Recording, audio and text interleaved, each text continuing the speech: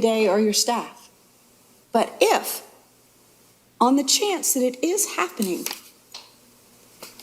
that you have a rogue person here teaching that one race or sex is inherently superior to the other, or an individual solely by the virtue of his race, sex is inherently racist or sexist, or that the United States government should be violently overthrown. These 13 things, if we're not doing it, it has no effect. But if we are, it sets out what we don't want taught. Now, Dr. Faison, if there's some things here that would cause you concern, specific ones, I would want to know which ones they are. Of course, we're going to teach the standard.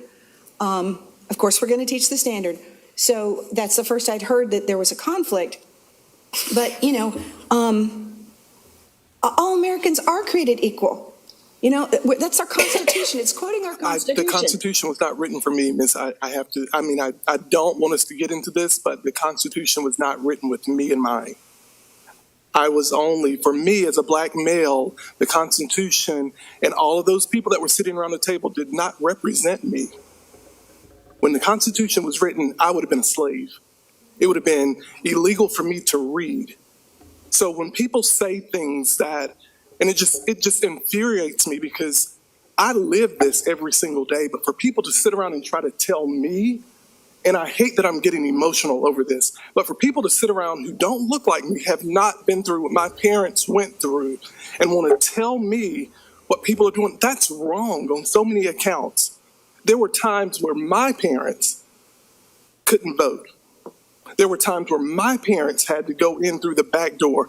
So for me to be able to sit at the table and be able to help enact rules and talk about this, this hurts me to my heart when people say exactly that it was written for them. I was 3/5 is what they thought of me. So when people are saying it was written for everyone and it was not written with race involved, it really was written. And so it's like, but no one is teaching that. No one is saying, I'm not saying that anyone up here has any racial or sexist. I don't believe that's not what I believe. But when people are saying that, it's like, let's just peel back the entire onion. It's almost like when you watch a movie, and I'm going to lighten this because I have to lighten it. You watch a movie, your reaction may be different. Some may cry, some may laugh. I have no control over how you feel because the story was told. That's your feeling.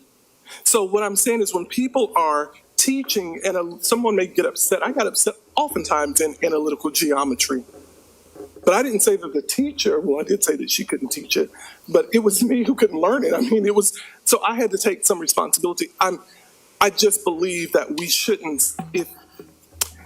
About 3 years ago, I met with a group and I told them, please come to me, provide me, since you're saying all of this, provide me with the information and I will personally investigate. Well, it's been 3 years and no one's ever brought anything to me. So when people are saying this is happening and I gave them the opportunity, there's a process in here for them to grieve. There's a process in here for them to actually bring the information forward. But for us to just say this stuff, if you've never walked it, then why did we even give Williston a graduation? Williston High School, why? If we say that one race or sex inherently superior to another race, they close that school and the next week and tell them. We recognize that they were wrong. So then we actually believe that.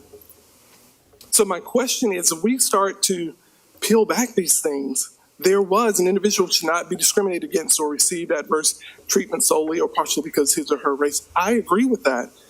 Yeah. But we did it.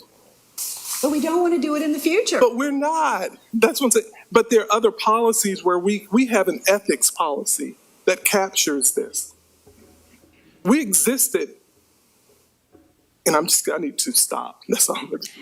Well, I appreciate the raw